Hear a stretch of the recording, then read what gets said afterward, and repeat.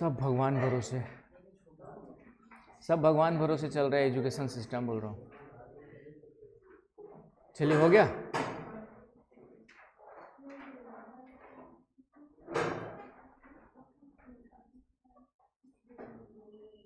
कोई क्वेश्चन? पिछली क्लास का कुछ डाउट है? नो स्टडी नो प्रॉब्लम है? नो स्टडी नो प्रॉब्लम क्या Vishal? No study no problem चल रही है?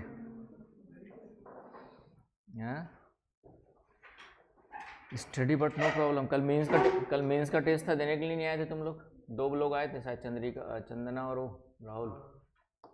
क्या है विशाल बाबू, मेंस का लिखने के लिए क्यों नहीं आ रहे हो?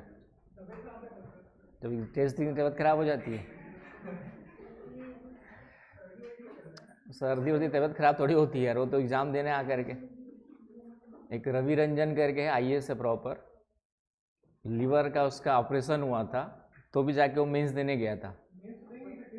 वो टेस्ट जब उसको बोला डॉक्टर तुम नहीं जा सकते, ठीक है, उसके बाद भी वो लिखता था, फिर सो जाता था, फिर लिखता था, वही सो जाता था एग्ज़ाम हॉल में। ठीक है, तो डिटर्मिनेशन चाहिए होता। सर्दी वर्दी तो थोड़ा बहुत 2-4 छींक लोगे और लिख लोगे तो कोई प्रॉब्लम थोड़ी है। ठीक है, तो थोड़ा सा जो है, जहाँ पे शरीर तो आराम ही से आता है, कंफर्ट जोन चाहता है। सुबह सुबह किसको उठ के आने का मन कर रहा होगा, लेकिन जो आ गए वही, कुछ लोग ऐसे होंगे जो नहीं आए होंगे। तो हमारा जो शरीर है 40% लेवल पे आकर के आराम चाहता है, उसके बाद जो हिम्मत करता है आगे बढ़ने की, वही सक्सेसफुल कैटेगरी में जाते हैं। तो 40% में हर कोई जी रहा है, छोड़ यार कौन करेगा। ये 40% में जो भी जी रहा है, 40% से ऊपर उठने का मन नहीं करता, ज़बरदस्ती उठ करके जो काम करता है वो 40% से ज़्यादा वाला है। अदरवाइज पूरी दुनिया 40% में जी रही, सामान्य आदमी बन करके। एनीवे, चलिए, कल हम लोग देख लिए थे, आज लानीना बचा था। तो लानीना बताया था मैंने, एलनिनो का प्रभाव जो है लगभग साल भर रहता है। एलनिनो का जो प्रभाव है वह 6 से साल भर, 1.5 साल भी हो सकता है, 6 मंथ से लेकर के 18 मंथ के बीच में ले लो, 18 मंथ तक, 1-1.5 साल तक रहता है एलनिनो का प्रभाव। और जैसे एलनिनो का प्रभाव समाप्त होता है, लानीना नेक्स्ट ईयर या उसी के तुरंत बाद जो लानीना की उत्पत्ति होती है। और इसलिए लानीना को अल्निनो की बहन कहा जाता है। इसको इसलिए लानीना को क्या कहा जाता है आपके, जो है सिस्टर ऑफ एलनिनो कहा जाता है ना, इसलिए भी कि उसका उल्टा प्रभाव रहेगा उस पर। तो लानीना है क्या, जस्ट उसका उल्टा कर दो, सामान्य से अधिक तापमान और सामान्य से कम तापमान।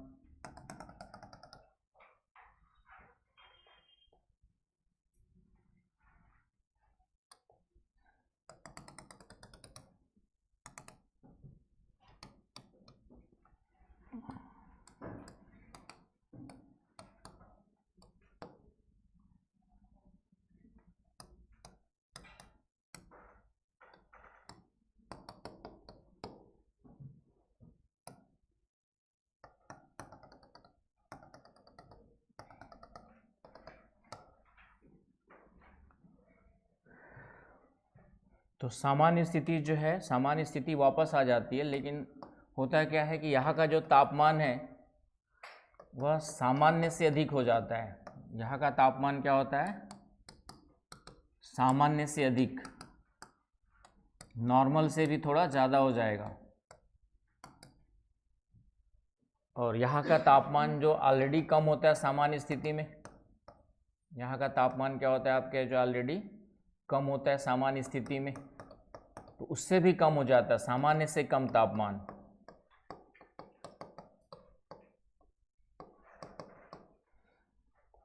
एलनिनो की समाप्ति के बाद क्या होता है ना, एलनिनो का प्रभाव जैसे ही समाप्त होता है, तो एलनिनो की समाप्ति के बाद, एलनिनो के प्रभाव के समाप्ति के बाद इस क्षेत्र का तापमान दक्षिण पश्चिम प्रशांत महासागर, है ना बात समझ में, या आपका जो है central west Pacific Ocean, south east या सेंट्रल ईस्ट पैसिफिक ओशन का तापमान यहाँ पे क्या हो गया, सामान्य से कम और ये सामान्य से अधिक। तो इस घटना को हम लोग क्या कहते हैं? लानिना परिघटना कहते हैं। आ रही बात समझ में? लानिना फिनोमिना कहते हैं। तो सामान्य स्थिति यही होती है, यहाँ का तापमान ज़्यादा होता है, यहाँ पे कम होता है, लेकिन उससे भी थोड़ा क्या हो जाता है आपका, ज़्यादा और कम हो जाता है। तो उस स्थिति को हम लोग क्या कहते हैं? लानिना फिनोमिना कहते हैं। आया समझ में? और ऐसे कॉमन पूछे गया तो जैसे मैंने कहा था एल नीनो, तो ये गर्म जलधारा के रूप में हो गया, और दूसरा लानिना ठंडी जलधारा के रूप में। यदि ऐसा कोई डायरेक्टली क्वेश्चन आ जाए कि एल नीनो किस प्रकार की जलधारा है तो गर्म है, और लानिना किस प्रकार की जलधारा के रूप में जाना जाता है तो ठंडी है ना। हालांकि ऐसा पेपर बनाने वाला फिर वो ज्योग्राफी नहीं जानता होगा, वही बनाएगा।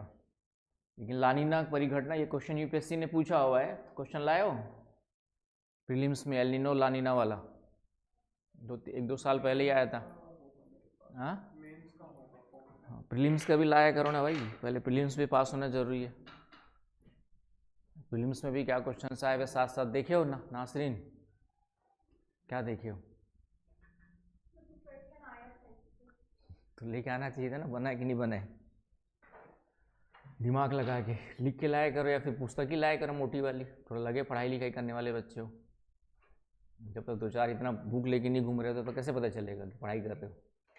हैं? ठीक है, दिखाने के लिए थोड़ी है, लेके आने के लिए ठीक है। भारी, इतना भार तो उठाना पड़ेगा, पढ़ाई का भार।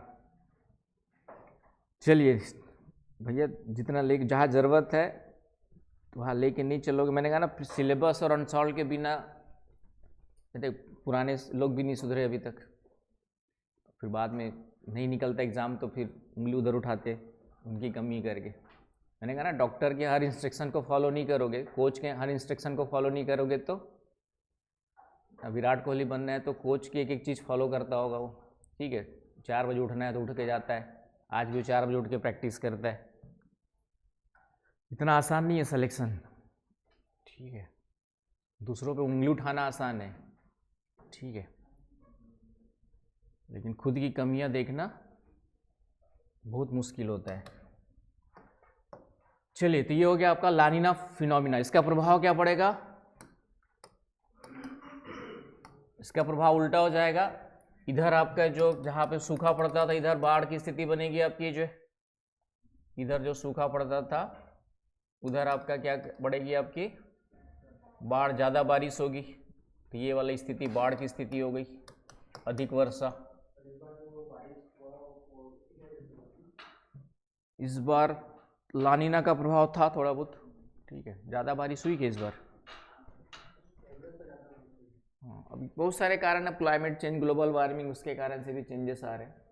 और दूसरा, इधर का जो तापमान है, इधर जो है सामान्य से और कम वर्षा होती है, इसलिए तीव्र, ऑलरेडी इधर सूखे की स्थिति हमेशा रहती है, और ज़्यादा सूखा तीव्र हो जाता है।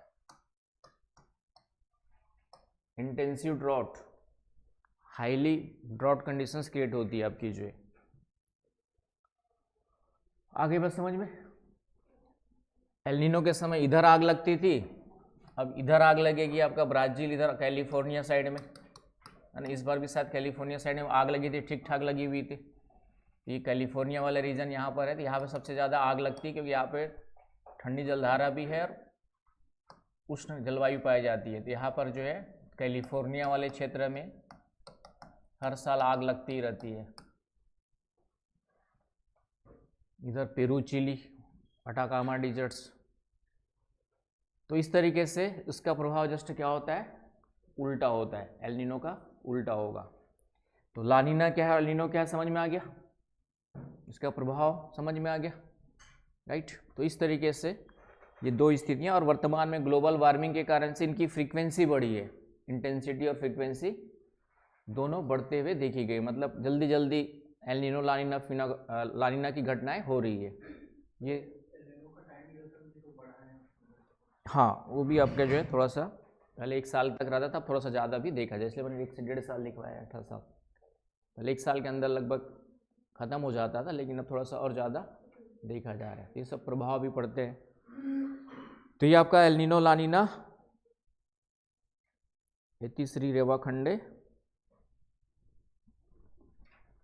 ये वाला अध्याय समाप्त। समझ गए? अब आ जाओ हिंद महासागर। क्वेश्चन लाया दिखाओ, कौन सा है मेंस में? क्या है क्वेश्चन? क्या क्वेश्चन है?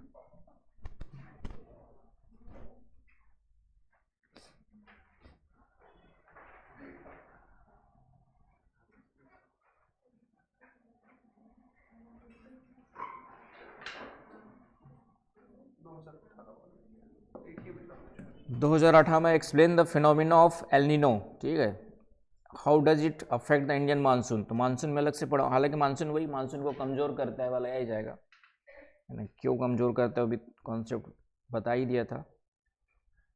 तो ये वाला क्वेश्चन आया था आपका जो, ठीक है। क्या बोल रहे हो? तो ये आपका 18 में क्वेश्चन है, सीधा सीधा क्वेश्चन है। Explain the phenomena of El Nino लिख लोगे कि एल नीनो की परिघटना क्या होती है, उसके बारे में बताना है। उससे मानसून पे क्या इम्पैक्ट पड़ता है? तो मानसून को क्या करता है? कमजोर करता है, जिस कारण से भारत में उस साल बारिश कम होती है, सूखा पड़ता है। तो इस तरीके से, और क्यों करता है वो कारण हम लोग देखेंगे। इस यहाँ पे जो हवाओं का चक्र चलता है, जिसको दक्षिणी दोलन या वॉकर चक्र कहा था मैंने, है ना। यहाँ पे जो हवाओं का चक्र चलता है सामान्य स्थिति में ऐसे चलता है। तो इधर हवाएं प्रशांत महासागर से हिंद महासागर की हवाएं चलती है, और यही व्यापारिक हवाएं भारत के ऊपर मानसूनी हवाओं के रूप में चलती है। तो सामान्य स्थिति में जो वॉकर चक्र या दक्षिणी दोलन होता है वह मानसून को सपोर्ट करता है। लेकिन जब एल नीनो आता है तो ये चक्र क्या हो जाता है आपका जो है, ये वॉकर चक्र दक्षिणी दोलन कमजोर हो जाता है, क्योंकि इधर का जो तापमान ज़्यादा था वह तापमान कम हो गया, इधर का बढ़ गया। तो हवाएं जो इधर से इधर चलती थी वो प्रभाव क्या हो गया आपका? कम हो गया। तो इस कारण से जो मानसून को सपोर्ट मिलता था वह कमजोर हो जाता है। और मानसून उस साल क्या होता है, एल नीनो के कारण से मानसून क्या होता है आपका जो है, कमजोर होता है। मानसून एल नीनो के कारण से क्या होता है? कमजोर होता है। और इस तरीके से एक और क्वेश्चन है यहाँ पे 2017 में, इसका नहीं है, दूसरा है। Why are the eastern margin of continent colder than the western margin at the same latitude. बताओ विशाल बाबू, why are the eastern margin of continents, है ना, why are the eastern margin of continents ना। क्वेश्चन गलत दिया है क्या? दिखाना, eastern margin of the continent से क्वेश्चन है। Why are the eastern margins of the continents colder than the western margin of the same latitude. गलत दिया क्वेश्चन, ये कोल्ड होता है, ये ज़्यादा होता है। क्वेश्चन टाइपिंग मिस्टेक होगा इसमें। 2017 का ओरिजिनल निकाल के देखना, ठीक है। क्वेश्चन गलत दिया भाई, उल्टा दिया है क्वेश्चन। जब eastern margin of the continent colder than लिखा हुआ है इसकी तुलना में, तो ये गलत क्वेश्चन है, या टाइपिंग गलत होगा, या यूपीएससी ने भी गलत पूछा होगा। इससे कोई एक आध दो क्वेश्चन ऐसे हो जाते हैं। इधर का ज़्यादा होता है टेम्परेचर बताया था, इधर का कम होता है। तो क्वेश्चन ये पूछना था कि western margin of continent more colder than eastern margin, ये क्वेश्चन है। तो कारण वहाँ का सीधा सीधा क्या है? अपवेलिंग। सीधा सीधा कारण क्या है आपका जो है? अपवेलिंग। व्यापारिक हवाओं के कारण से व्यापारिक हवा इधर चलती है, तो यहाँ पर क्या होते रहता है आपके जो है, अपवेलिंग के कारण से वहाँ का टेम्परेचर क्या होता है? कम होता है। आया समझ में? चलिए उसे क्वेश्चन का सेंस। चलिए अब आ जाओ हिंद महासागर की धाराओं में। बोलो क्या है?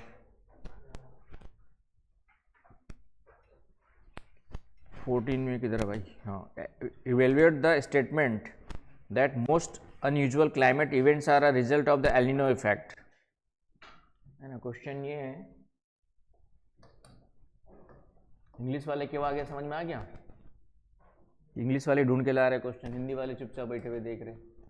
यही पर डिफरेंस दिखाई देता है। Evaluate the statement that most unusual climatic events, है ना, most unusual climatic events are a result of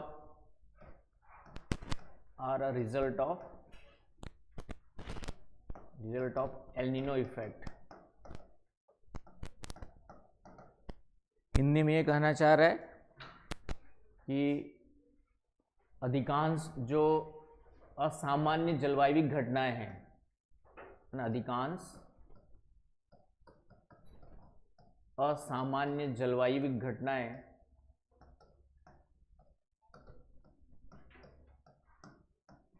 किसका परिणाम है? आपका एल नीनो का प्रभाव है, एल नीनो का परिणाम है, ये क्वेश्चन है। तो 2014 में आया था, 10 साल हो गए। तो उस समय और अभी भी वही होता है, कभी अचानक से सूखा पड़ने लगता है, कभी अचानक से बाढ़ आने लगती है। आ रही है बात समझ में? बादल फटने की घटनाओं में वृद्धि देखी गई है। फिर कभी अचानक से आपका गर्मी बढ़ जाती है, कभी अचानक से ठंडी बढ़ जाती है, और इधर उधर कुछ जहाँ पे बर्फबारी नहीं होनी चाहिए वह बर्फबारी हो जाती है, जहाँ पे ज़्यादा बारिश नहीं होनी चाहिए ज़्यादा बारिश हो जाती है। तो ये सब अनयूजुअल क्लाइमेटिक घटनाएं कहलाती है। तो ये तब पता चलेगा जब करंट अफेयर में थोड़ा सा देश दुनिया जान रहे होगे कि अचानक से राजस्थान के मरुस्थल में बारिश हो गई, ये न्यूज में रहेगा तो क्यों हुई, तो उसके पीछे कारण है ना। आपका अत्यधिक बर्फबारी वगैरह, जब बर्फबारी की स्थिति नहीं होती, इस बार पिछले बार भी देखा गया था, अप्रैल में शायद जम्मू कश्मीर वगैरह साइड में बर्फबारी हो गई थी, जबकि मार्च तक ठंडी खत्म हो जाती है। समझ रहे हो ना? इस तरीके की घटनाएं क्या कहलाती है? असामान्य क्लाइमेटिक घटनाएं कहलाती है। तो उसका एक कारण एल नीनो रहता है। जब एल नीनो की उत्पत्ति होती है तो तापमान बढ़ गया, उष्णकटिबंधीय चक्रवात ज़्यादा बनते हैं, ठंडी जैसे यदि लानीना का, इस बार तो लानीना का प्रभाव बता रहे हैं हालांकि, तो लानीना के कारण से ठंडी ज़्यादा पड़नी चाहिए लेकिन अभी तक स्टार्ट उतनी नहीं हुई है। एल नीनो के कारण से ठंडी कम पड़ती है। तो ये सब, और बाकी ग्लोबल वार्मिंग का इम्पैक्ट भी है, तो दोनों को मिला के लिखना था कि एल नीनो का उस समय प्रभाव रहा होगा। 2014 का क्वेश्चन है तो इस कारण से क्वेश्चन दिया हुआ है। और बाकी जो है ग्लोबल वार्मिंग, इन सब का प्रभाव भी देखा जा रहा है। ग्लोबल वार्मिंग के कारण से एल नीनो की फ्रीक्वेंसी क्या हो गई है?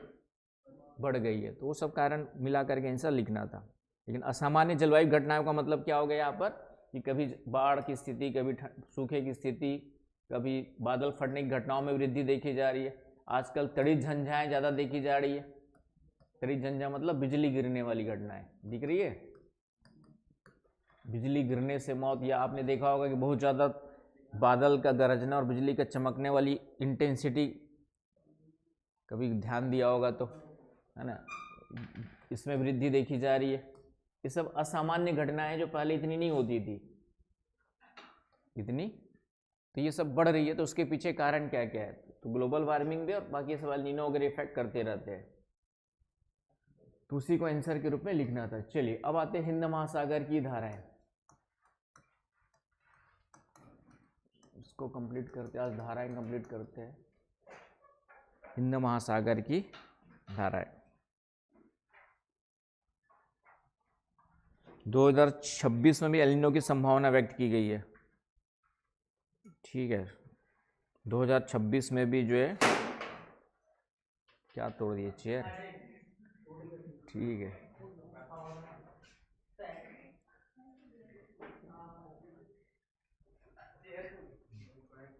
बैग को भी, चलिए क्या हो गया?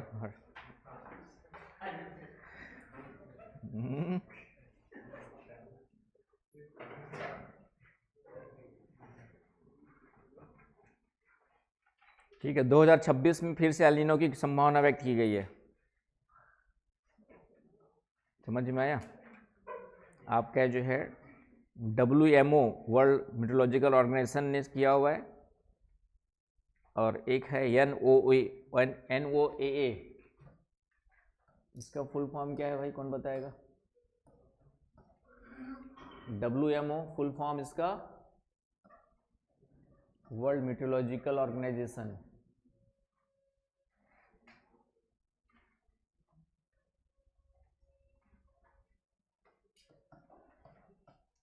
विश्व मौसम संगठन।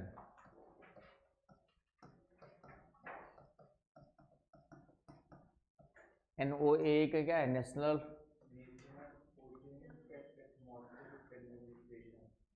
नेशनल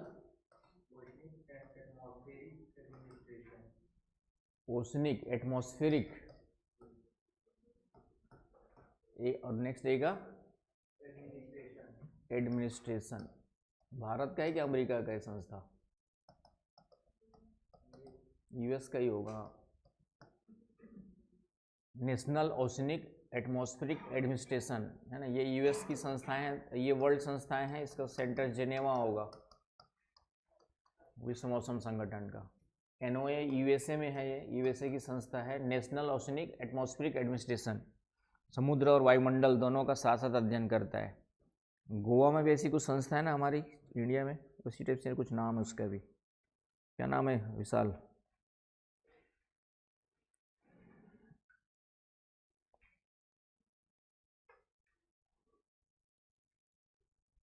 चलिए, तो ये थोड़ा सा आ जाओ आप आपका हिंद महासागर की धाराओं में।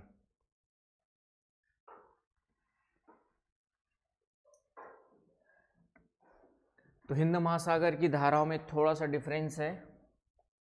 तो इन्होंने आपका जो फोरकास्ट किया हुआ है, इन दोनों संस्थाओं ने एक रिपोर्ट दी हुई है कि 2026 में फिर से किसका इम्पैक्ट रहेगा? एल नीनो का इम्पैक्ट रहेगा। जल्दी रिपीट होकर के आ रहा है।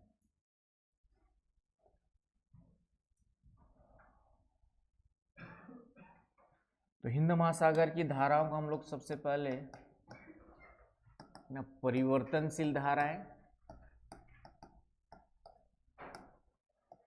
वेरिएबल, हिंद महासागर की धाराएं थोड़ा सा डिफरेंट है। वेरिएबल करेंट्स इन अपरिवर्तनशील धाराएं, नॉन वेरिएबल करेंट्स।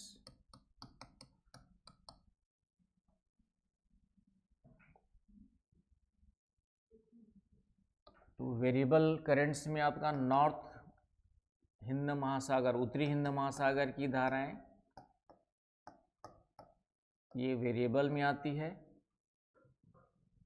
और दक्षिणी हिंद महासागर की धाराएं इसमें कोई चेंज नहीं होता है ना। वेरिएबल का मतलब है मौसम या ऋतुओं के अनुसार धाराओं की दिशा में परिवर्तन होता है। मौसम के अनुसार या ऋतुओं के अनुसार ज़्यादा बेटर है, मौसम तो अलग अलग ऋतुओं के अनुसार है ना। Seasonal changes in direction of, धाराओं की दिशा में परिवर्तन होता है।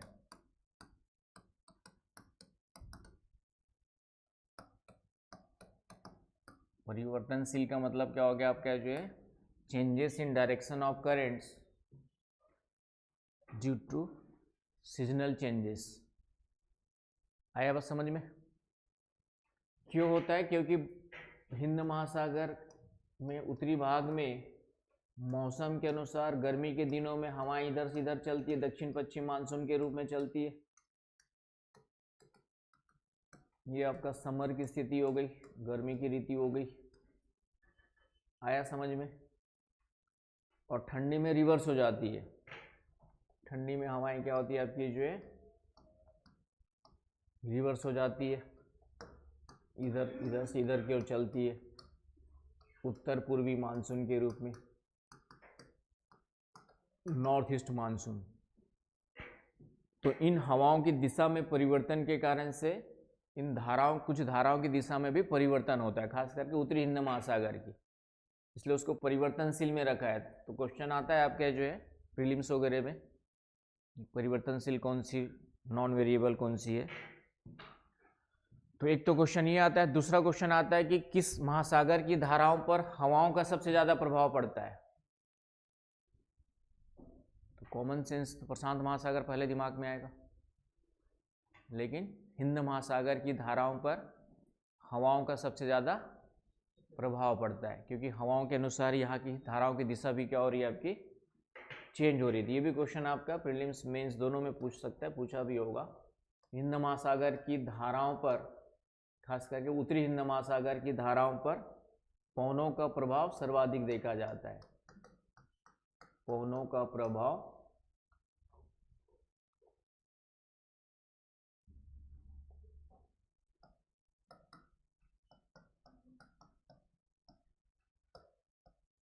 सर्वाधिक।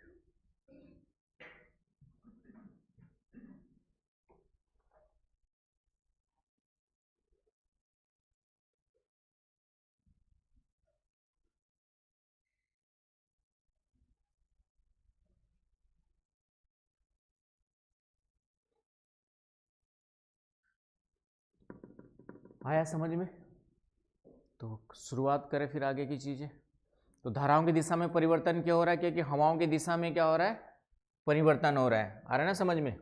कि समर में हमारे साउथ वेस्ट मानसून के रूप में south east to north east होता है, south west to north east. और विंटर में हमारे क्या हो गई, आपकी जो है डायरेक्शन चेंज हो गई। तो इस कारण से अभी देखेंगे उत्तरी हिंद महासागर और दक्षिणी में चेंज नहीं होती, उत्तरी हिंद महासागर की धाराओं में परिवर्तन होता है। चलूँ आगे, क्लियर है पॉइंट सबका?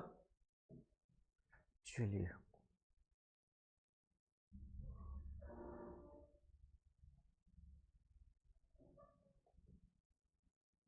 अब आ जाओ उत्तरी हिंद महासागर की धाराओं में।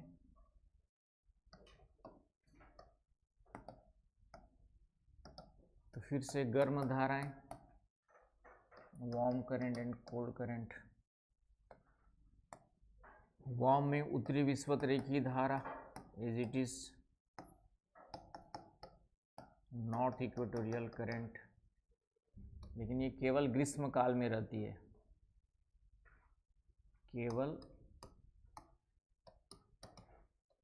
समर में, ओनली इन समर।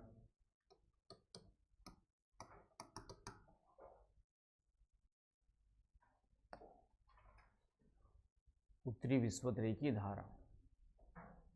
फिर उसके बाद यही धारा जो है दक्षिण पश्चिम मानसूनी धारा या ग्रीष्मकालीन मानसूनी धारा कहलाती है।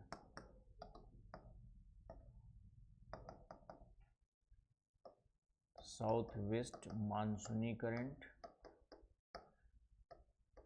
और समर मानसूनी करंट कहलाती है।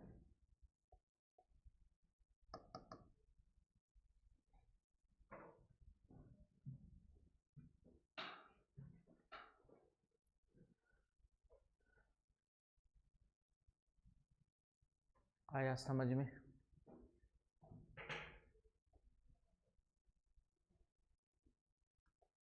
उसके बाद उत्तर पूर्वी मानसूनी धारा विंटर वाली, उत्तर पूर्वी मानसूनी धारा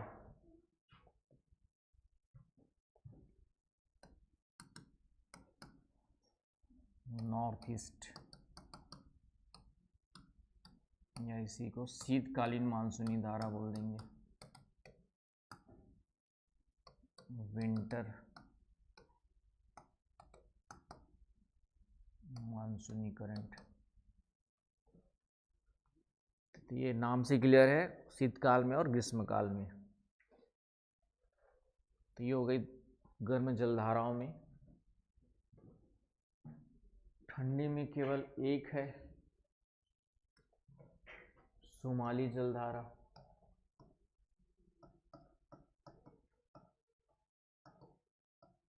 सोमाली करंट। और ये भी केवल ग्रीष्मकाल में रहती है, विंटर में नहीं रहती है।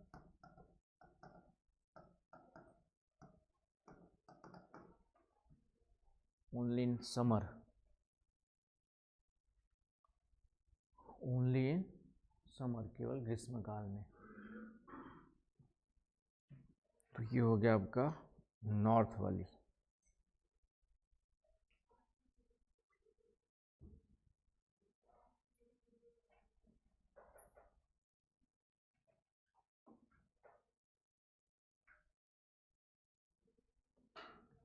उसके बाद दक्षिणी हिंद महासागर में आ जाओ। तो दक्षिण में आपका सेम जैसे बाकी में रहता है वैसे सेम दक्षिण में रहेगा।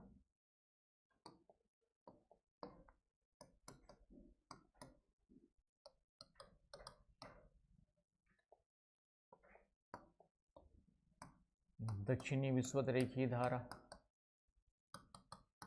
South equatorial current. फिर इधर मुड़ जाती है मोजाम्बिक धारा,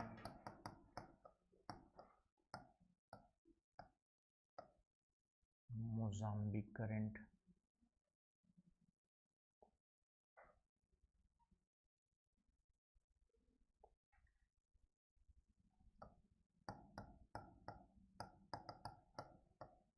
मोजाम्बिक करंट। उसके बाद ठीक है, एक है आपका मेडागास्कर या मालागासी धारा।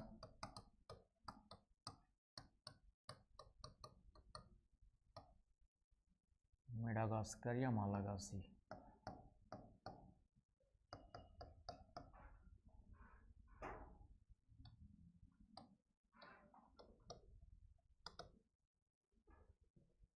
मेडागास्कर या मालागासी धारा के रूप में जाना जाता है।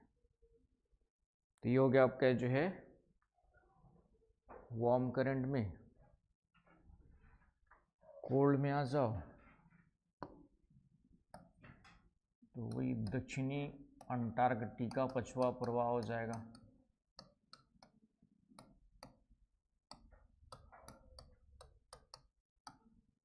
South Antarctica westerly drift, westerly drift.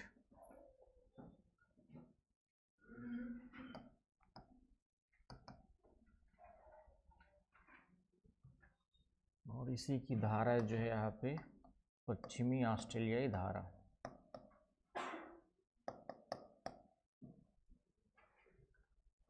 Western Australian current.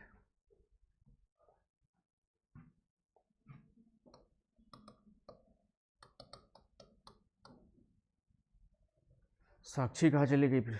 Nasreen exam चल रही है।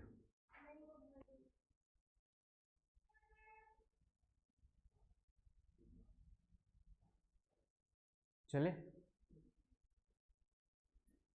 तीन धाराओं के नाम। बाकी फिर से counter equatorial current as it is यहाँ रहेगा बीच में।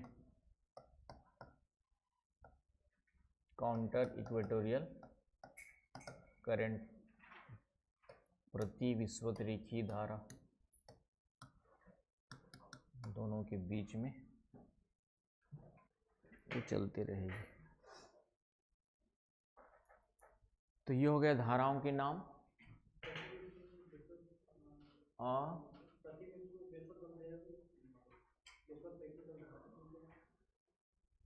प्रति विषुवतरेखीय धारा, ये भी धारा ही है।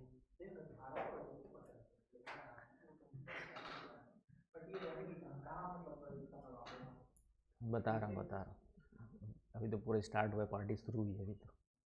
ठीक है, लास्ट बाकी लोग को बता दिया था, वो सेम चीज़ें है, अभी लास्ट में आ जाएगा वो भी। चलूँ आगे? पिछला वीडियो नहीं देखे मतलब, और ये वाला क्वेश्चन आया भी है, 2-3 बार रिपीट हुआ है। चलूँ आगे? स्टार्ट हो गया?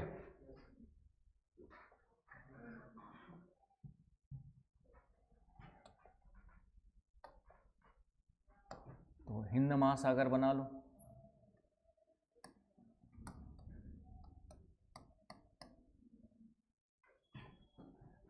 हिंद महासागर,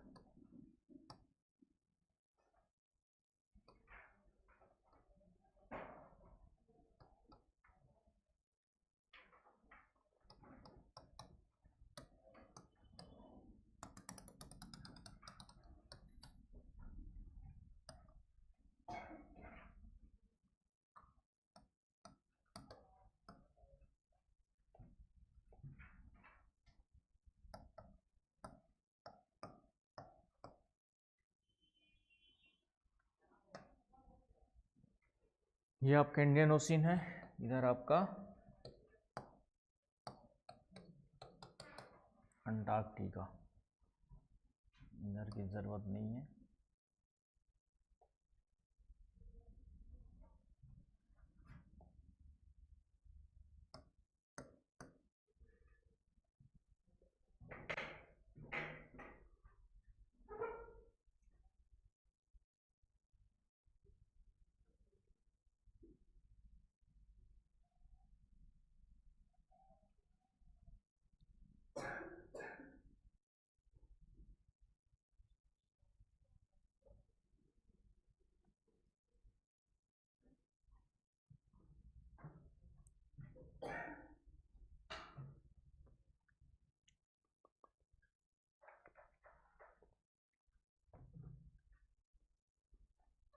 चलिए स्टार्ट करें, हो गया, बन गया सबका? क्या दुर्गा एकदम साइलेंटली पीछे जाके बैठ जा रही हो हैं?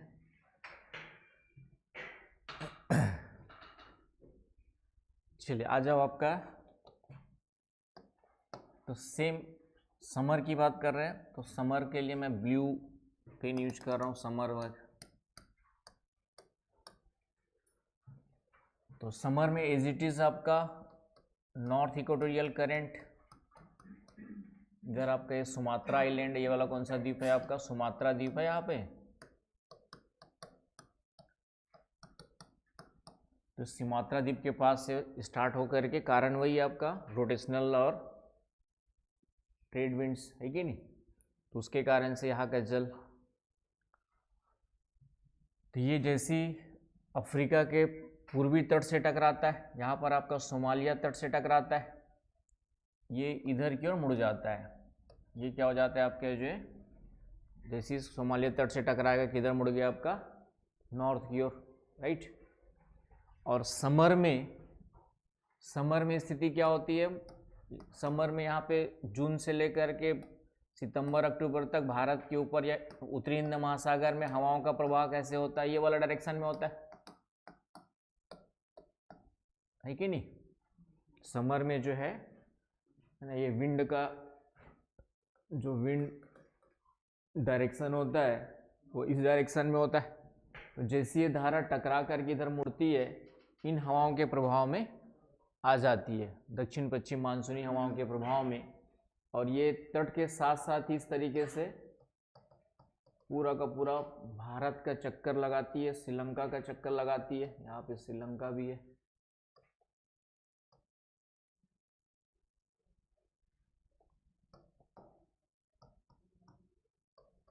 और ये पूरा इस तरीके से चक्कर लगाते बंगाल की खाड़ी से आकर के फिर से इसी में मिल जाती है, इसमें उत्तरी विषुवत-रेखीय धारा में, नॉर्थ इक्वेटोरियल करंट में। आया समझ में?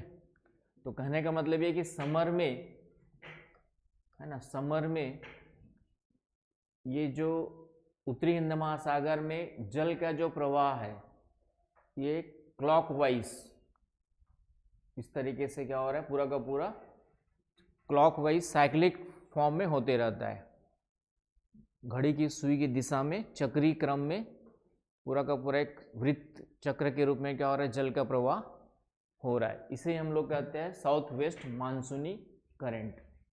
जो पहला लिखवाया था ना मैंने, पहला नंबर नहीं दूसरा नंबर, समर में लिखवाया था दूसरा नंबर, साउथ ईस्ट मानसूनी करंट, सॉरी साउथ वेस्ट मानसूनी करंट या समर करंट लिखा है, साउथ वेस्ट मानसूनी करंट या समर करंट।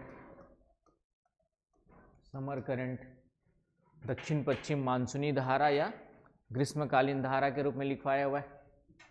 तो ग्रीष्मकाल में याद क्या रखना है आपका जो है, समर करंट इतना ही लिखना है कि ग्रीष्मकाल में दक्षिण पश्चिम मानसूनी हवाओं के प्रभाव के कारण से जो उत्तरी विषुवत-रेखीय धारा है वही क्या होती है आपका जो पूरा का पूरा क्लॉकवाइज घड़ी की सुई की दिशा में उत्तरी हिंद महासागर में जल के प्रवाह को क्या करती है,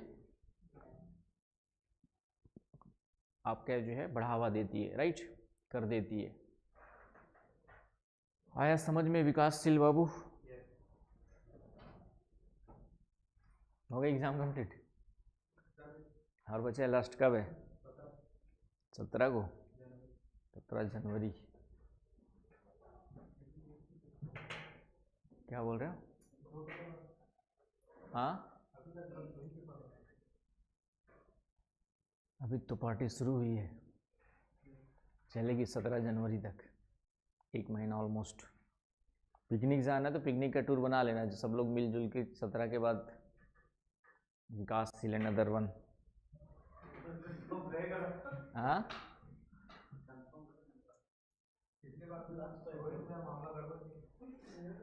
पिछली बार देखो, हर समय मैंने आप लोगों को कहा ना कि इंसान की गलती क्या करता है कि पीछे जो हुआ था उसको लेकर के आज भी मेंटल हमारा जो बिलीफ सिस्टम बन जाता है, जो गया बीत गया वो बीत गया, हर एक क्षण नया है। तो सो रात गई बात गई, उसको भूल जाओ। कभी कभार हो जाती है, लेकिन उसके बाद भी अगली बार हमेशा फिर रिपीट होती है, कई बार होती है, हमेशा नहीं होती है। तो इसलिए हमेशा हर क्षण को नया मान करके चलना है। ठीक है, क्या हो गया चंद्रिका? हर क्षण को नया नहीं मानना है, ऐसे कर रही है कि हर एक क्षण नया है भाई तुम्हारे लिए। समय किसी के लिए रुका नहीं। मैंने कहा ना, हर क्षण परिवर्तनशील है। तुम्हारे शरीर की कोशिकाएं हर क्षण चेंज हो रही है, तो जो चेहरा दिख रहा है अभी, आधे घंटे बाद दूसरा चेहरा होगा। ठीक, कोशिकाएं चेंज हो जाती है, 7 साल बाद पूरा चेहरा ही चेंज हो जाता है। बताया था ना भाई। तो प्रकृति का में सुबह फूल खिलता है शाम तक, है ना। शाम को गिर गया, इसका मतलब दूसरे दिन नहीं फूलेगा, ये थोड़ी बोलेंगे हम। तो प्रकृति का नियम है कि जो फूला है तो एक दिन, लेकिन वो नेचुरली हो रहा है। उसको जबरदस्ती तोड़ करके हम उसके बेचारे नेचुरली, ठीक है, हम अपने आर्थिक रूप से उसका यूज कर रहे हैं, बात अलग है। लेकिन प्रकृति को धन्यवाद देने के लिए, इसलिए पूजा पाठ का जो कॉन्सेप्ट निकला था, सिर्फ प्रकृति को धन्यवाद देने के लिए निकला था। क्योंकि हर चीज़ हम प्रकृति का यूज कर रहे हैं, चाहे पानी हो, चाहे हवा हो, चाहे, और प्रकृति ही आपका सही देखा जाए तो वही भगवान है। फूल हम तोड़ रहे हैं तो कहीं ना कहीं फूल, ये अप्रूव्ड है कि पेड़ पौधों में भी जीव होता है। तो हर फूल तोड़ करके हम एक कहीं ना कहीं जीव हत्या कर रहे हैं, उसकी जो नेचुरलिटी है उसको ख़त्म कर रहे कि नहीं कर रहे। और फिर उसके बाद भगवान के मंदिर में चढ़ा रहे, भगवान का ही दिया हुआ फूल और भगवान को ही चढ़ा रहे।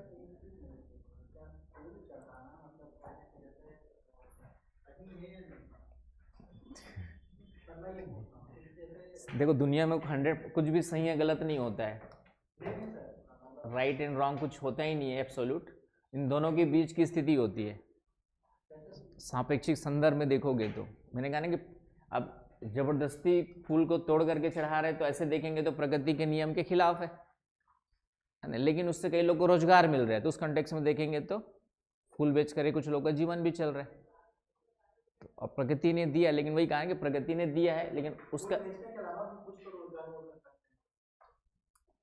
कर सकते, लेकिन कुछ लोग तो कर ही रहे ना भाई, फूल की खेती करके, फूल तोड़ करके। उन्हीं में मैं कहने का मतलब ये है कि प्रकृति का यूज करो, लेकिन इतना करो कि प्रकृति को नुकसान ना हो, है ना। जो ज़्यादा कर रहे हो उसका नुकसान देख ही रहे हो, आज नहीं तो कल प्रकृति खत्म हो ही जाएगी। ना मोदी बचा पाएगा ना अमित बचा पाएगा, समझ में आया ना। उधर ट्रम्प बचा पाएगा ना पुतिन बचा पाएंगे। चलिए, तो यहाँ पर आते धाराओं में, तो ये हो गया क्लियर। इसका जस्ट उल्टा हो जाता है विंटर में। तो विंटर के लिए मैं ग्रीन कलर यूज कर लेता हूँ, क्योंकि हवाओं की दिशा विंटर में क्या होती है, रिवर्स हो जाती है, चेंज हो जाती है। तो विंटर शीतकाल जो अभी चल रहा है आप लोग का, तो अभी हिंद महासागर में जाके देख सकते हो कि यहाँ पे जल का जो प्रवाह हो रहा होगा वह इस तरीके से एंटी क्लॉकवाइज हो गया होगा। आया समझ में? एंटी क्लॉकवाइज जल का प्रवाह। ये ग्रीन वाला हो गया आपका विंटर मानसून, नॉर्थ ईस्ट या विंटर मानसून, मानसूनी करंट। आया समझ में?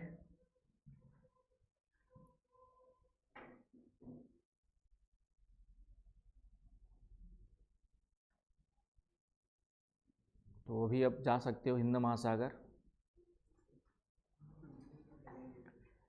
और वहाँ पे जल के प्रवाह को देखना हो तो इसी आधार पे मौसम परियोजना। पहले क्या होता था कि इन्हीं हवाओं के साथ साथ व्यापार होता था, है ना। जब इधर जाना हो, अफ्रीका तट जाना हो, तो गर्मी के समय में वहाँ पे जहाज जाते थे, पूरा सीजन रुकते थे, और फिर जैसी हवाओं की दिशा रिटर्न होती थी वापस भारत लौटते थे, क्योंकि उस समय हवाओं के कारण से जहाज़ों को चलाने के लिए हेल्प मिल जाता था। अब तो हमारे पास वो वाले मोटर वाले जहाज है, पहले हाथ से चलाना होता था ना भाई।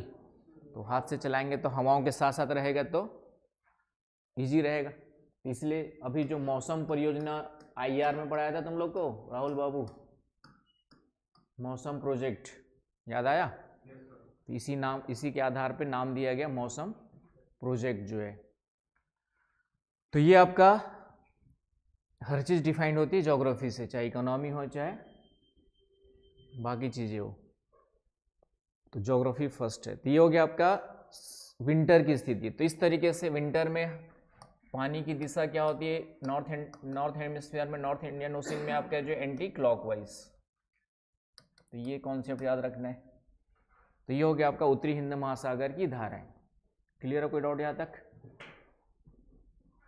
कोई डाउट है किसी को?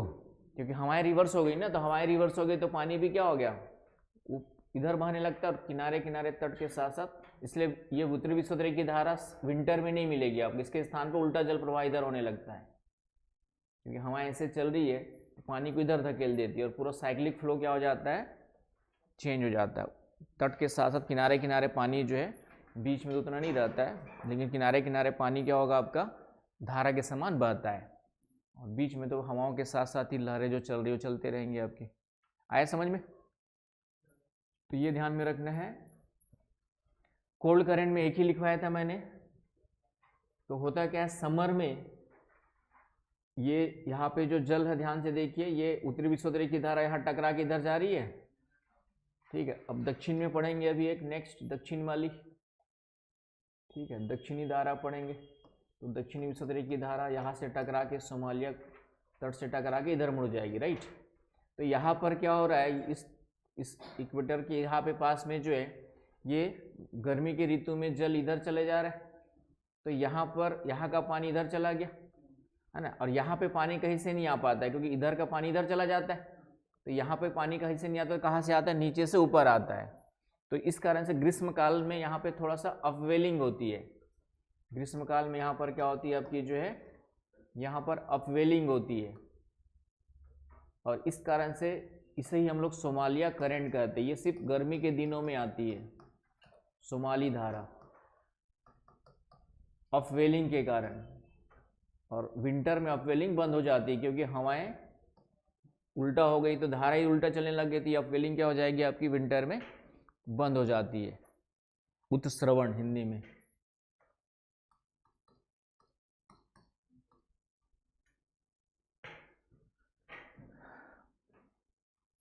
है ना, यूपीएससी की तैयारी को हड़बड़ी में नहीं करो, आराम से रिलैक्स होके पढ़ो, रिलैक्स होके करो। प्रेशर और टेंशन लेके करोगे तो एग्ज़ाम नहीं है। चिंता मुक्त होकर के, गैम्बल है, गैम्बल, गैम्बल की तरह खेलो। आया समझ में यहाँ तक? तो समर आपका सोमाली करंट ये समर में ही रहती है, समर में, इसलिए समर में यहाँ पे अदन की खाड़ी है, यहाँ पर क्या है आपका, गल्फ ऑफ अदन, गल्फ ऑफ अदन, याद आ रहा है क्या नाम है, खुशबू। तो समर में यहाँ पे ठंडा जल निकलता है बाहर, तो इस कारण से यहाँ पे कोहरा बनता है, यहाँ पे पूरा का पूरा क्या बनता है, फॉग बनता है, और इसी फॉग का फायदा उठा करके वहाँ के जो सोमालिया डाकू है, उनके धंधे का टाइम स्टार्ट हो जाता है ना। अब तो कम हो गया, क्योंकि अब हमारे पास कंटिन्यूसली 24/7 वहाँ पे विजिलेंस हो रहा है। अमेरिका ने भी पूरा का पूरा अपना नेवी लगा रखा है, वहाँ पे सिक्योरिटी सिस्टम लगा रखा है। अब हमारे पास कोहरे में भी देखने लायक कैमरेस आ गए हैं, पहले नहीं होते थे, दूर का नहीं देख पाते थे, तो जहाज़ को दूर से दिखता ही नहीं था, तो क्या करते थे, सोमालिया डाकू आसपास से जहाज़ों को घेर लेते थे और पूरे जहाज़ों पर कब्जा कर लेते थे। आज से 10 साल पहले हर साल कोई ना कोई जहाज़ यहाँ पर क्या होता था, अपहरण हो जाता था, फिर करोड़ों की फिरौती मांगते थे। तो साल में एक बार काम करते थे, सालों पर उसके बाद उनका खर्चा पानी निकल जाता था। लेकिन अब टेक्नोलॉजी के कारण से उनका धंधा भी थोड़ा सा क्या हो गया है, चौपट हो गया है, समझ गए। तो सोमालिया डाकू लोग, तो ये थोड़ा सा स्थिति हो गई नॉर्थ की। अब आते हैं साउथ में, ध्यान समझ में आ गया आपका, नॉर्थ की करंट कैसे कैसे बहती है, कोई डाउट किसी को? अब आ जाओ साउथ में, तो साउथ में सेम है, बस नाम अलग अलग है, तो उसको देख लेते हैं। ये हो गया आपका साउथ इक्वेटोरियल करंट, क्लियर है। अब यही करंट जो है यहाँ पे मोजाम्बिक, यहाँ पे कंट्री कौन सी है आपकी जो है, मोजाम्बिक देश है यहाँ पर एक,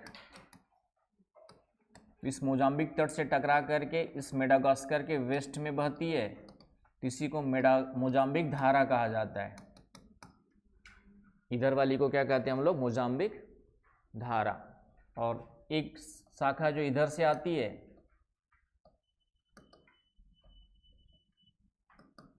इसको हम लोग कहते हैं मालागासी धारा। मालागासी या मेडागास्कर धारा लिखवाया हुआ है, मेडागास्कर धारा। इसके बाद एक धारावाद छूट गया, उसको लिख लेना। यहाँ पे एक और आएगा, अगुल्हास करंट। इन दोनों के मिलने के, दोनों मिल जाती है आगे चल करके, फिर इसके बाद इसका नाम हो जाता है अगुल्हास। वहाँ पे कैप अगुल्हास करके उसके नाम पर ये अगुल्हास करंट। तो एक और लिखना, अगुल्हास धारा।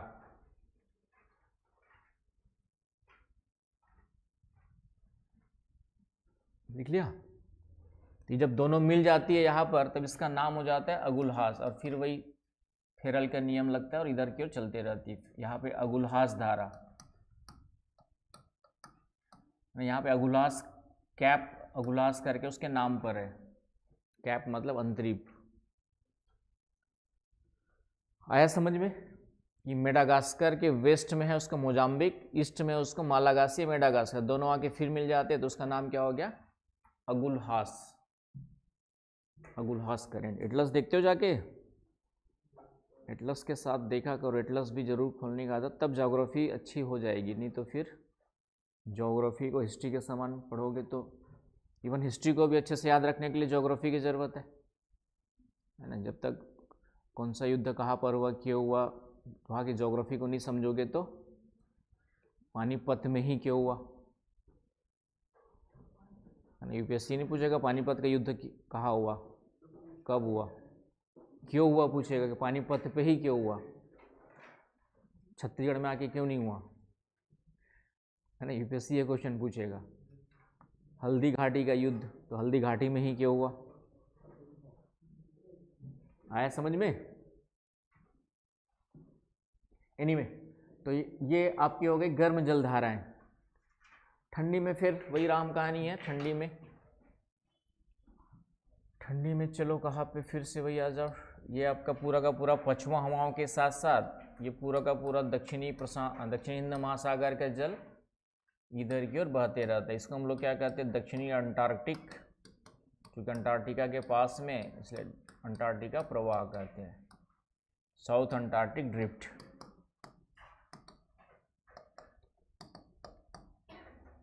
और फिर यहाँ पे अपवेलिंग हो रही है, इस कारण से यहाँ पर एक धारा बहती है ठंडी वाली, जिसका नाम हो गया यहाँ पे पश्चिमी ऑस्ट्रेलियाई। यहाँ पर आपका पश्चिमी ऑस्ट्रेलियाई धारा, वेस्टर्न ऑस्ट्रेलियन करंट।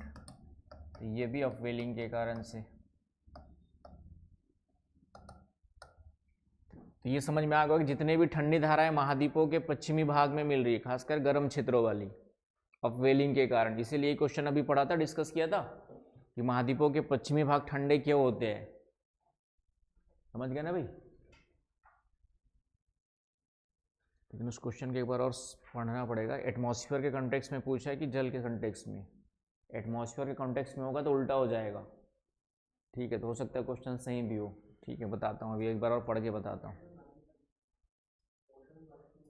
हाँ, तो देखना पड़ेगा क्वेश्चन सेंस किससे में बनाया है, एटमॉस्फेरिक कॉन्टेक्स्ट में बनाया है कि प्रभाव पड़ेंगे, उसके बाद बताऊंगा उसको। और तो ये पश्चिमी ऑस्ट्रेलिया धारा अपवेलिंग के कारण से फिर उत्सर्जन के कारण ठंडी जल धारा हो गई। तो इस तरीके से ये सभी महासागरों में देखेंगे तो जल इस तरीके से चक्रीय क्रम में आपस में कहीं ना कहीं क्या है, मिला हुआ है। यहाँ पे भी मिलता है, ये पूरा का पूरा ठंडा गर्म मिल गया, फिर से साइक्लिक चल रहा है आपका जो है। तो सभी में ऐसे ही देखा था। और अंदर ही अंदर जो है विषुवत रेखा से इधर की ओर भी चलते रहता है, इधर से इधर, इधर से इधर, अंदर ही अंदर भी चलता है। सतह पे चल रही है, उसके अगेंस्ट उल्टा जो है नीचे बॉटम में भी चलता है। इस तरीके से धाराओं का प्रवाह देखा जाता है। एक बार किसी एग्जाम में एसएससी वगैरह में एक ल्यूविन करंट करके पूछा था, तो यहाँ पर क्या है, ये ठंडी जल धारा का यहाँ पे एक छोटा सा कैप निकला हुआ, ल्यूविन करंट, ल्यूविन कैप। तो कभी कभार इस तरीके से कुछ है आपका ल्यूविन कैप, तो उसी के नाम पे उसको ल्यूविन धारा करके पूछा हुआ है। इसे एसएससी के एग्जाम में देखा था एक बार। तो जब इस तरीके से कोई जितना पढ़ा है उसमें से कोई नया नाम आ जाए तो उस स्थान को सोचना कोई स्थान कहाँ पर है और उसके स्थान के आधार पे वहाँ पे कौन सी जलधारा बहती है उसी की कोई छोटा मोटा लोकल नेम होगा। तो वो हालांकि पूछता ऐसा एक आधी बार हुआ है, कैबोर्ड बताया था, एक लिविन बताया था, तो ऐसे एक आध दो और कहीं मिल जाए धोखे से, क्योंकि तो ये हो गया आपका धाराएं, हिंद महासागर की धाराएं। तो हिंद महासागर की धाराएं दोनों महासागरों से थोड़ा सा डिफरेंट क्यों है?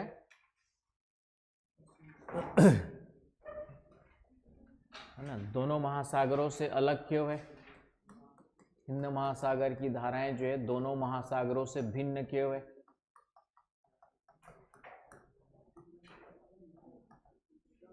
तो पहला तो हो गया आपका हवा धाराओं, उत्तरी हिंद महासागर की धाराओं की दिशा में क्या होता है? उत्तरी हिंद महासागर की धाराओं की दिशा में परिवर्तन होता है कि नहीं? दिशा परिवर्तन, इसलिए अलग हो गई। जबकि दोनों महासागर की धाराएं सालों भर क्या होती है? सेम डायरेक्शन में चलती है, कोई चेंज नहीं होता उनमें जो है। आ रही बात समझ में? पहला पॉइंट ये निकल आएगा। दूसरा आपका उत्तरी विषुवत की धारा केवल कब होती है? गर्मी में होती, केवल ग्रीष्मकाल में होती, बाकी दोनों में सालों भर होती है। जो पढ़ा है उसी में से आंसर निकालना है। आया समझ में कि उत्तरी हिंद महासागर की धाराएं दिशा परिवर्तन होते रहता है गर्मी के दिनों में और शीतकाल में, ये बता देना है। एक पैराग्राफ ये बन जाएगा। दूसरा पैराग्राफ ये बन जाएगा उत्तरी विषुवत की धारा केवल ग्रीष्मकाल में होती है, जबकि दोनों महासागरों में सालों भर होती है। आया ना समझ में भाई? रटना नहीं है, चीज़ों को दिमाग खोल करके रखना है, क्वेश्चन आएगा वहीं से निकलेगा। इसके अलावा और क्या इम्पैक्ट ले सकते हो? स्थलीय भागों का प्रभाव ज़्यादा पड़ता है, स्थल से ज़्यादा घिरे, क्लोज है आपका बहुत ज़्यादा उत्तरी हिंद महासागर, स्थलीय प्रभाव अधिक है, पवनों का प्रभाव अधिक है, लैंड इफेक्ट अधिक, पवनों का प्रभाव सर्वाधिक है, बताया था। ठंडी में केवल यहाँ पे एक ही ठंडी जलधारा है सोमाली उत्तरी हिंद महासागर में, और वो भी केवल ग्रीष्मकाल में ही रहती है, केवल ग्रीष्मकाल में। यहाँ पर आ रहा है ना समझ में? तो ये अपवेलिंग जो है बाकी पश्चिम में होता है, एकमात्र जगह जहाँ पे अपवेलिंग कहाँ पर हो रही है? ईस्ट में। तो ये भी क्वेश्चन आ सकता है कि एकमात्र जो पूर्व में ठंडी जलधारा कौन सी आपकी जो है यहाँ पे? सोमाली है, वो भी समर में। इसलिए यहाँ पर एक मरुस्थल मिलता है, ओ गार्डन डिजर्ट। सोमालिया में एक मरुस्थल है, ओ गार्डन मरुस्थल, ये पूर्व में मिलने वाला मरुस्थल, बाकी सभी पश्चिम में मिलते हैं। ओ गार्डन सोमालिया में है।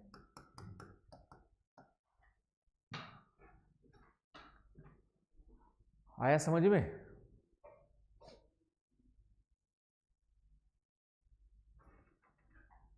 तो ठंडी जलधाराओं का काम जो है मरुस्थल निर्माण में भी होता है। कैसे होता है देखेंगे। तो 4-5 पॉइंट निकल गए आपके। तो आराम से 150 वर्ड भी लिखना हो। हिंद महासागर की धाराएं, how it differ from Pacific and Atlantic ocean, आराम से लिख लोगे 150 वर्ड। राहुल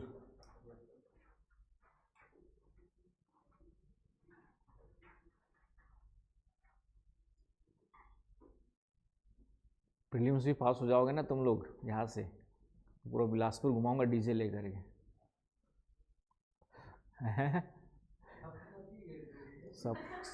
सबको ले, जिसका हो गया वो तो ऊपर रहेगा, बाकी लोग डांस करने को नीचे रहोगे ना। और क्या, पहला स्टेप क्लियर हो गया बिलासपुर में रहते हुए। ये भी तो क्या बोलते हैं आपका जो है अचीवमेंट होगा। पहला स्टेप है तो अगला स्टेप भी आगे बढ़ ही जाएंगे। तो उसका भी तो क्या बोलते पार्टी मनाना बनता है कि नहीं बनता है इस राहुल? पता नहीं। हाँ, थोड़ा सा मोटिवेशन यहाँ के बच्चों को लगता है ना कि दिल्ली जाए भी ना, मतलब नहीं संभव। तो मैं चाहता हूँ कि यहाँ से कोई भी हो जाएगा तो थोड़ा सा लोगों को ये दिखाने के लिए कि भाई यहाँ से भी पास हो सकते हैं। एक बना हुआ है कि और दिल्ली जा कर के भी कितने बनते हैं वो हमें पता है, जो बनते हो कहाँ से बनते हैं, ठीक है। जिसमें क्षमता है थोड़ा सा गाइडेंस लेके आज की डेट में कहीं से बन सकता है, तो फिर दिल्ली घूमो चाहे अमेरिका घूमो। चलिए प्रभाव में आ जाओ अब, महासागरीय धाराओं का प्रभाव। महासागरीय धाराओं का प्रभाव पड़ता क्या है? इम्पैक्ट ऑफ ऊष्मीकरण। तो उसको हम लोग दो भागों में डिवाइड कर देते हैं, जलवायविक प्रभाव, क्लाइमेटिक। सबसे पहले क्लाइमेट पे क्या इम्पैक्ट पड़ता है? Climatic impact.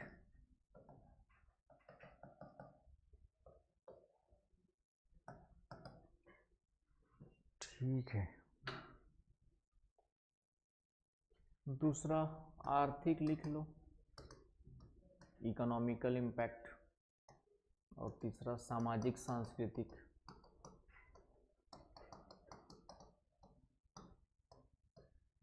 सोशल कल्चरल कोई पढ़ेगा तो उसको भी देख लेंगे।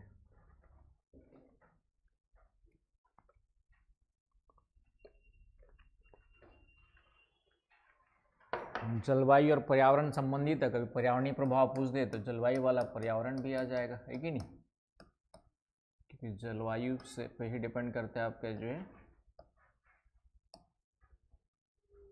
तो क्लाइमेटिक इम्पैक्ट में आते हैं सबसे पहला। तो सीधी सी बात है, पहला पॉइंट तो वही है कि जहाँ पे गर्म जल धाराएं होंगी वहाँ पे कंपेरेटिवली टेम्परेचर उस क्षेत्र के अन्य स्थानों की तुलना में थोड़ा सा क्या होगा, है ना, ज़्यादा होगा आपका जो। और ठंडी होगी तो उस क्षेत्र का तापमान सापेक्षिक रूप से क्या होगा, कम होगा, है कि नहीं? उस स्थान का तापमान, यहाँ पे तापमान वहाँ पे ज़्यादा होगा उस स्थान विशेष का जहाँ पे गर्म जल धारा है। पहला पॉइंट ये आ जाएगा। लेकिन इतना लिखने से काम नहीं चलेगा, एग्जाम्पल डाल दोगे तो तब जा करके थोड़ा सा लगेगा सामने वालों के कि हाँ कुछ पढ़ लिख कर गए हो। ना तो कोई भी लिख देगा ना, गर्म जल धारा है तो वहाँ पे तापमान ज़्यादा होगा, ठंडा होगा तो ठंडा होगा। एग्जाम्पल कौन सा डालोगे?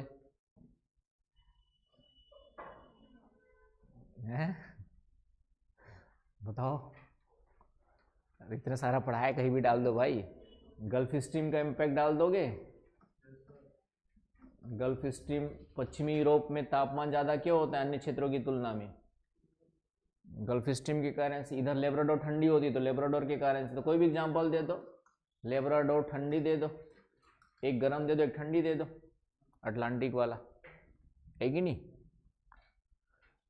तो कंपेरेटिवली जैसे मैंने कहा ना, पश्चिमी यूरोप, अभी जाओगे तुम कहाँ पर, यूरोप पश्चिमी तट पे जाओगे यहाँ पे, तो जितना टेम्परेचर कम होना चाहिए उससे थोड़ा सा 3-4 डिग्री यहाँ पे टेम्परेचर क्या मिलेगा आपका जो है, 3-4 डिग्री कंपेरेटिवली ज़्यादा मिलेगा। इधर जाएंगे वेस्ट में, यहाँ पे कोल्ड करंट है तो यहाँ पे 0 डिग्री टेम्परेचर चल रहा होगा, लेस देन 0, तो यहाँ पे कम से कम 2-3 डिग्री टेम्परेचर चल रहा होगा। क्यों चल रहा होगा? क्योंकि यहाँ पे गर्म जलधाराएं बह रही, इधर आपका ठंडी बह रही है।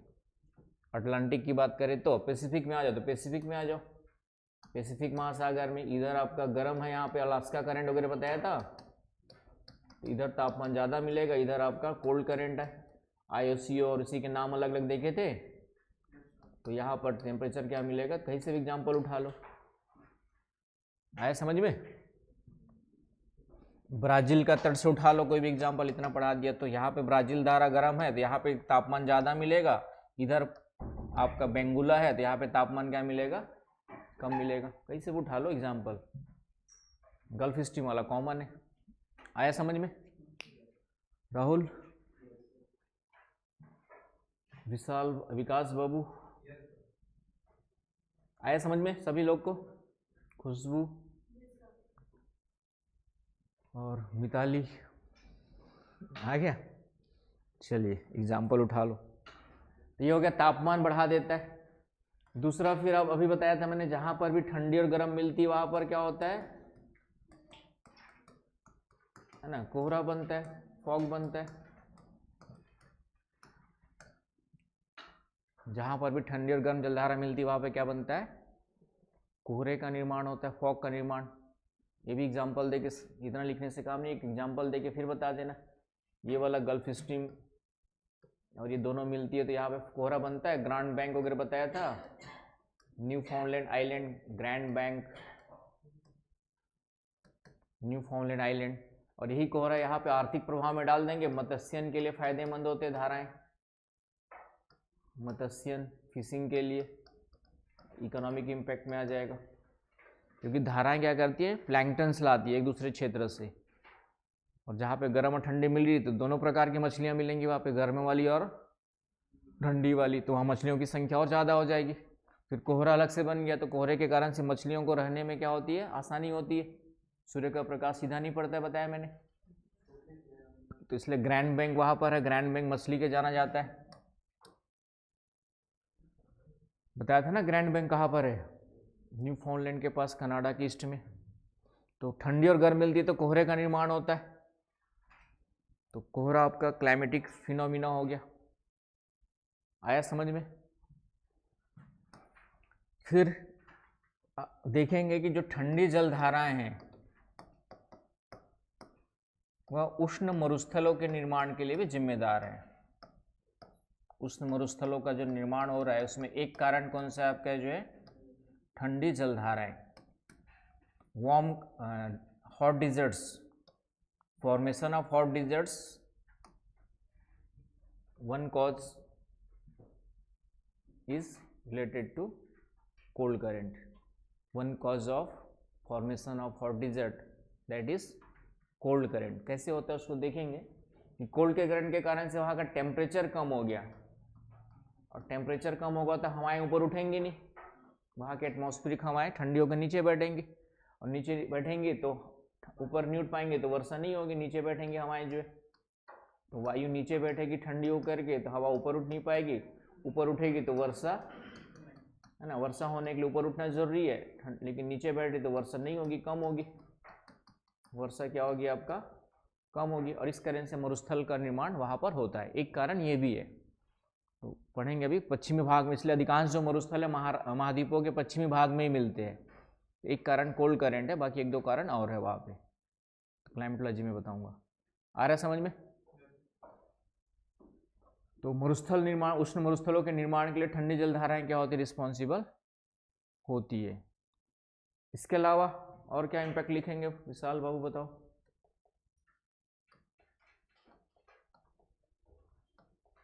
क्लाइमेटिक इम्पैक्ट में और क्या डाल सकते हो, तो ये क्या लिखा अभी, हॉट डिजर्ट कहाँ खो गए थे, उष्ण मरुस्थल के निर्माण, तो वही तो अभी बताया हूँ मैंने कि desert formation, hot desert form होता है करके, हैं तो उसी पॉइंट को रिपीट कर रहे, तो इसका मतलब कहीं और चले गए थे, हैं। और क्या आएगा बाकी जो है, फिर से वही गर्म धाराएं हैं तो थोड़ा सा वर्षा को क्या करेंगी, गर्म धाराएं वर्षा को प्रोत्साहित करेंगी, वर्षा को प्रमोट करेंगी। और जहाँ पे ठंडी जलधाराएं होंगी अभी बताया मैंने, वर्षा को क्या करेंगी आपके, जो है वर्षा को बाधित करेंगी, कंट्रोल करेंगी, कंट्रोल इंटरप्ट करेंगी। आया समझ में। तो गर्म धाराओं वाले क्षेत्र में वर्षा थोड़ी सी ज़्यादा होगी और ठंडी वाले क्षेत्रों में वर्षा कम होगी, और उसी को डिजर्ट भी बता ही दिया वैसे, दोनों में से दोनों। और क्लाइमेट पे क्या इम्पैक्ट होगा भाई, उष्णकटिबंधीय चक्रवात इसलिए कहाँ पे बनते हैं, महाद्वीपों के पूर्वी भाग में बनते हैं, पश्चिमी भाग में नहीं बनते हैं। तो ट्रॉपिकल साइक्लोन्स, गर्म जलधाराएं वहाँ पे तापमान ज़्यादा होता है, तो ट्रॉपिकल साइक्लोन्स उष्णकटिबंधीय चक्रवात महाद्वीपों के पूर्वी भाग में ही बनते हैं। हाँ, तो क्योंकि ठंडी जलधाराएं अपवेलिंग के कारण से वहाँ पे तापमान को बढ़ने नहीं देती है, और उष्णकटिबंधीय चक्रवातों का जो निर्माण है ना, उष्णकटिबंधीय चक्रवातों का निर्माण 27 डिग्री तापमान वाले क्षेत्रों में अधिक होता है। पढ़ेंगे आगे। उष्णकटिबंधीय चक्रवात बनते कहाँ पे, जहाँ टेम्परेचर 27 डिग्री से ज़्यादा होता है। तो उष्णकटिबंधीय चक्रवात भी कहाँ बनते हैं, जहाँ गर्म जलधाराएं वाले क्षेत्र रहेंगे वहाँ बनने की संभावना ज़्यादा रहती है, एक कारण। आया समझ में।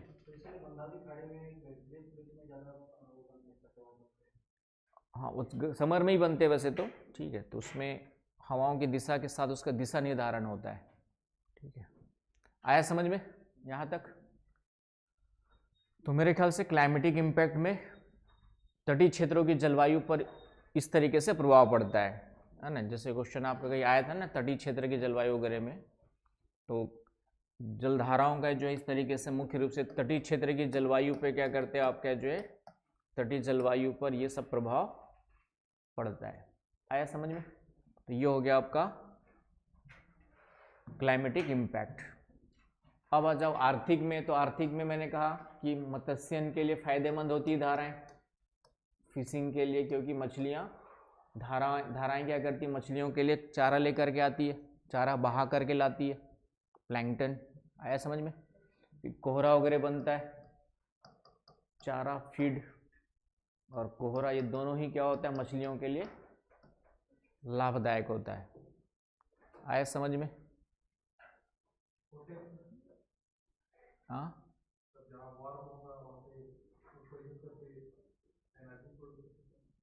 ठीक है। हाँ वहाँ पे अभी वो तो खैर एक उष्णकटिबंधीय क्षेत्रों में रहेगा मेन आपका। दूसरा आर्थिक में परिवहन मार्गों के लिए निर्धारण यूज किया था। परिवहन मार्ग वगैरह जो बनाए जाते हैं उसमें इनका सहारा लिया जाता है। धाराओं के साथ साथ ले जाएंगे जहाज को तो थोड़ा सा फ्यूल कम बचेगा, सॉरी फ्यूल कम खर्च होगा, है कि नहीं? तो ट्रांसपोर्टेशन रूट्स जो हो गए डिफाइन करते आर्थिक फैक्टर्स में आ जाएंगे। और क्या आएगा आर्थिक में?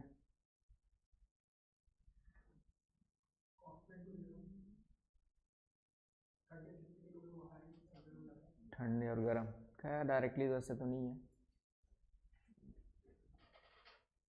तो आर्थिक फैक्टर्स में ये सब चीज़ें आ गई आपकी आर्थिक प्रभाव में। सामाजिक सांस्कृतिक में वही कोहरा बनता है तो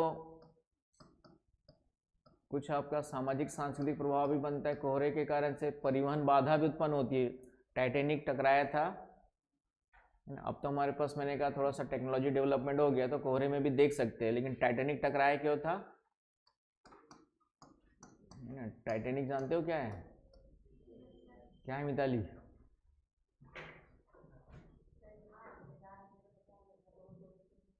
बहुत लोग की मौत हुई थी। तो टाइटैनिक एक बहुत बड़ा जहाज बनाया गया था, विश्व का सबसे बड़ा जहाज अपने समय का, और पहले यात्रा में डूब गया। समझ गए? पहले यात्रा में क्या हो गया? डूब गया। क्या? समुद्र में समा गया। तो कई लोग समा गए उसमें। कितने लोग मरे थे? 15,000 कुछ।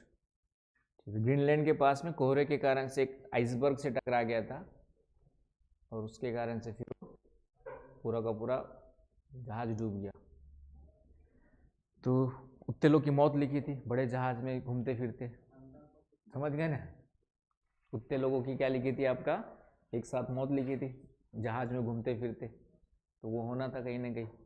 कल देखा एक मस्त धूप सेकते एक अच्छे से क्या ना बुजुर्ग व्यक्ति बाहर बैठे थे नीचे, सामने रोड बन रही थी, एक गिट्टी से भरा हुआ पूरा का पूरा, और क्या बोलते हैं पूरा ट्रैक्टर या ट्रैक्टर के समान होता है, और जहाँ बैठे थे वहाँ हल्का सा पानी भरा गड्ढा रहा, उसी के ऊपर उन्होंने डामर बिछा दिया था गधों लोगों ने।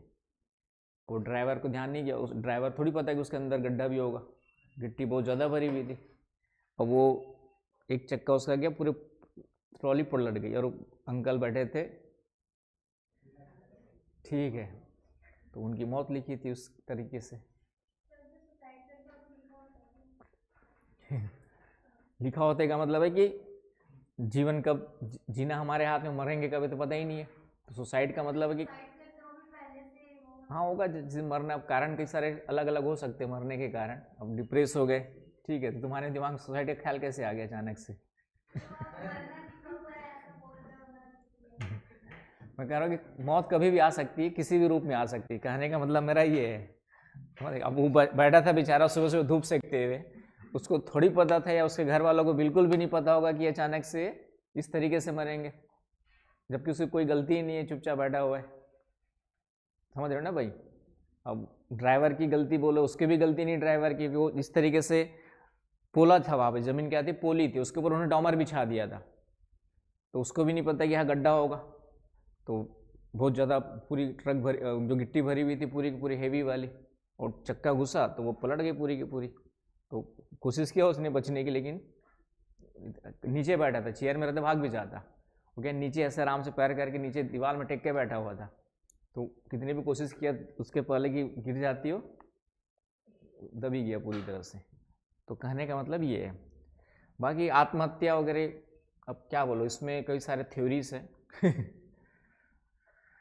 चलिए, तो ये हो गया आर्थिक कारण। तो सामाजिक कारक में कोहरा वगैरह है, तो कोहरा के कारण से परिवहन में बाधा, हवाई जहाज उड़ाने में बाधा सब आएंगी, एयर ट्रैफिक रूट्स वगैरह में बाधा उत्पन्न होती है, जहाज़ों के आने जाने में बाधा उत्पन्न होती है जहाँ पे कोहरा बनता है।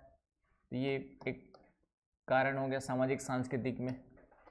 और सामाजिक सांस्कृतिक में फिर से वही वहाँ का जीवन जो है, जीवन जो संस्कृति है वह उसकी धाराओं से, तापमान से प्रभावित होगी आपकी जो है। तो इस तरीके से सामाजिक सांस्कृतिक जो वहाँ पे रहना सहना, खाना पीना, उठना बैठना, पूरा का पूरा वहाँ की धाराओं पर डिपेंड करेगा। ठंडी है तो तापमान और कम होगा, और गर्म है तो ज़्यादा होगा। लेकिन ठंडी में वहाँ पे पश्चिमी यूरोप के देशों के लिए ठंडी में गर्म धारा वहाँ पे क्या करती है, उनको थोड़ा सा राहत भी देती है, उतना तापमान कम नहीं हो पाता है, तो उनके लिए फ़ायदेमंद भी है। तो इस तरीके से महासागरीय धाराओं का प्रभाव पड़ता है किस पर, आम जनजीवन पर। तो ये हो गया आपका धाराओं का प्रभाव, क्लाइमेटिक इम्पैक्ट पूछा हुआ है आपका। तो ये पूरा क्वेश्चन चाहे ऑप्शनल हो चाहे जीएस हो, इतना ही पढ़ना है। इसके अलावा कोई क्वेश्चंस मिले तो लेते आना, जो नहीं बने वो जिम्मेदारी आप लोग के स्वयं की है। क्या विशाल बाबू, अब फिर क्वेश्चन दिखाना वाला, उसमें देखते क्लाइमेटिक इम्पैक्ट में दिया है कि क्या कहना चाह रहा है क्वेश्चन।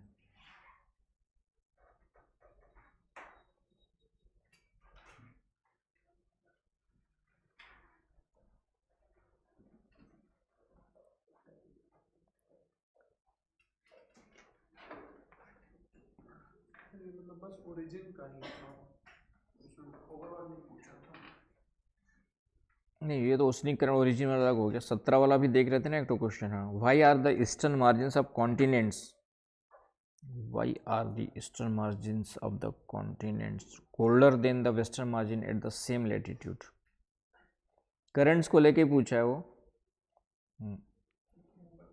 मार्जिन पूछा है ना, मार्जिन, महाद्वीपों के अंदर की बात नहीं पूछा हुआ है। मार्जिन का मतलब क्या होता है, ईस्टर्न मार्जिन्स का मतलब हो गया आपका ईस्टर्न किनारे का टेम्परेचर, और वेस्टर्न मार्जिन का मतलब हो गया आपका जो है ना, वेस्टर्न मार्जिन का मतलब हो गया आपका, वेस्टर्न मार्जिन का मतलब सीमांत भाग, मार्जिन का मतलब हिंदी में क्या होता है, तो सीमा के अंत वाले भाग। तो यहाँ पे गर्म जलधाराओं का प्रभाव रहता है, तो यहाँ पे टेम्परेचर ज़्यादा रहेगा, इधर कम रहेगा। तो क्वेश्चन उल्टा है आपका, एक बार ओरिजिनल चेक कर लेना, ठीक है, क्योंकि एटमॉस्फेरिक से संबंध नहीं बन रहा है इसका, ठीक है। 2015 में क्वेश्चन है, accounts for the difference in the temperature of water in the Atlantic and Pacific ocean eight the same latitude. ये वाला क्वेश्चन है, 15 में क्वेश्चन आया हुआ है कि प्रशांत महासागर और अटलांटिक महासागर के समान अक्षांशों में तापमान में अंतर का कारण बताएं। समझ रहे हो आपका जो है, account for the difference in the temperature of water in the Atlantic and Pacific ocean eight the same latitude में टेम्परेचर का डिफरेंस का क्या कारण है, इसको भी सोच के। मैंने कहा क्वेश्चन देखोगे तो समझोगे, और समझोगे तो लिखोगे, लिखोगे तो नहीं लिख पाओगे तो पूछ लो भाई, ठीक है। थोड़ा सा खुद से जा कर के इतना तो मेहनत कर लो, जो डेली का क्वेश्चन जो पढ़ाता हूँ डेली देख लोगे तो तुम्हें ही फ़ायदा, तुम लोग को ही फ़ायदा होगा, प्रीलिम्स में भी और मेंस में भी। जो भी टॉपिक, जैसा ओसनी करंट ख़त्म हो गया, अब इसके बाद कम से कम इतनी मेहनत तो साथ में कर लोगे, ओसनी करंट से क्या क्या क्वेश्चंस पिछले 10, 15, 20 सालों में पूरे ऑल ओवर इंडिया के एग्जाम्स में पूछा हुआ है, उतना सॉल्व कर लोगे तो नया क्वेश्चन बनेगा नहीं। समझ गए ना भाई। और चैट जीपीटी में मार दो कि तमिलनाडु पीएससी में ओसनी करंट से पूछा गया क्वेश्चन, आंध्र प्रदेश पीएससी में पूछा गया क्वेश्चन, साउथ इंडिया मार लो, तो वहाँ का भी ओशनिक करंट से कोई क्वेश्चन पूछा होगा मेंस पीटी में तो वो भी आ जाएगा तुम्हारे सामने। तो मैंने कहा ना ईजी है आप लोग के लिए कंटेंट निकालना, क्या निकालना है वो तरीका मैं बता दे रहा हूँ कैसे निकालना है। उतना भी नहीं करोगे तो फिर भगवान भी कुछ नहीं कर सकता तुम लोग का, भगवान भी कुछ नहीं कर सकता है, क्योंकि भगवान ने